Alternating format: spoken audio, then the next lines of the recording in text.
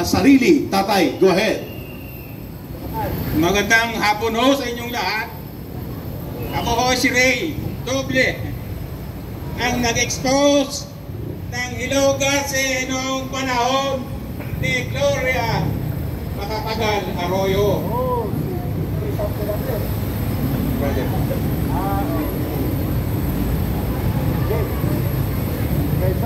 Nandito ako upang bigyan natin ng balik-tanaw ang mga isyu na hindi binigyan ng solusyon ng ating pangak na Pangulo. Nandito ang isyu sa PhilHealth na kinatay yung budget ng mga gagong congressman. Itong isang ilalive ko ngayon, Pangalawa, yung maharlika funds na kinuha sa mga iba't ibang pondo ng bangko, GSIS, Land Bank, at iba't ibang mga sangay ng gobyerno para gamitin sa pandarambong ng Pangulong Marcos. Pangatlo, yung pagbenta ng 100 tonelada ng ginto na hindi natin malaman kung saan napunta yung pinagbentahan nito. Ang sunod, ang pagiging sinungaling ng Pangulong Marcos sa mga ginagawa ng kanyang asawa na pinagtatakpan yung mga kalokohan na ginagawa nito. Recently lang, yung nangyari sa Beverly Hills, California, na maraming pera ang ginastos at pinagtunan sa pondo ng bayan.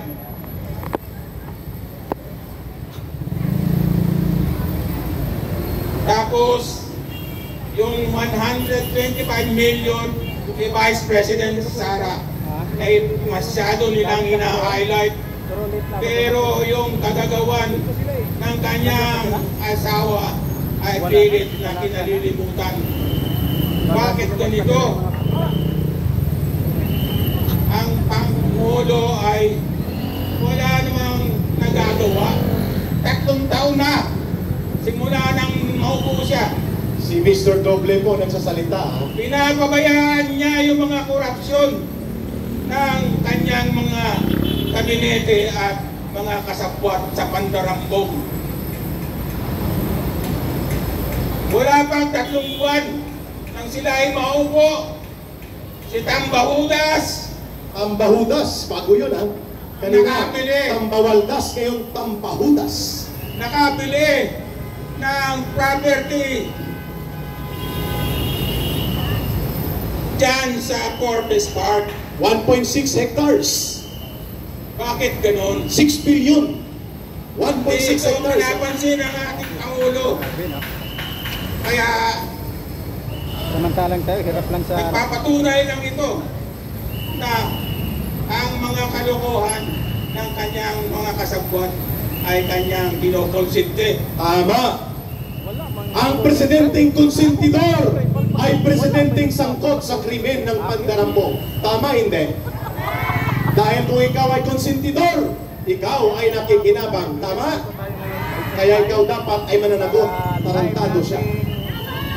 masaksihan ang mga Kaya nga sinasabi nila, ibang mga hinaing na mga Pilipino na ang mandarambong Yes. ay kapatid ng magnanakaw. Correct. At ang kanilang pinsan ay ang sinungaling. At ang kanilang second cousin ay ang palasukas.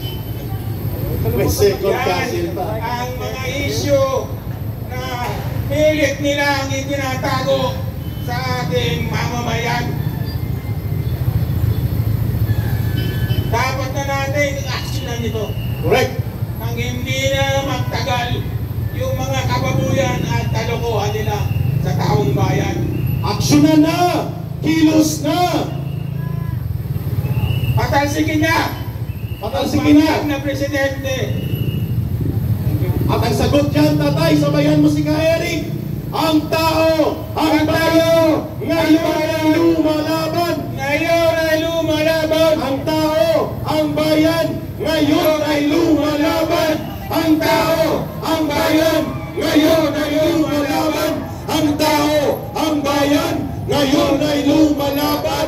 Alas 6 ng umaga, magbitbit ng tubig, pandesal at pangpunas pawis. We will occupy EDSA along here, papuntang monumento. Sabay-sabay ang boses na dadagundong. Alas 6 hanggang alas 8, assembly time. 8 o'clock to 12 noon, programa tayo. September 21, mark the day.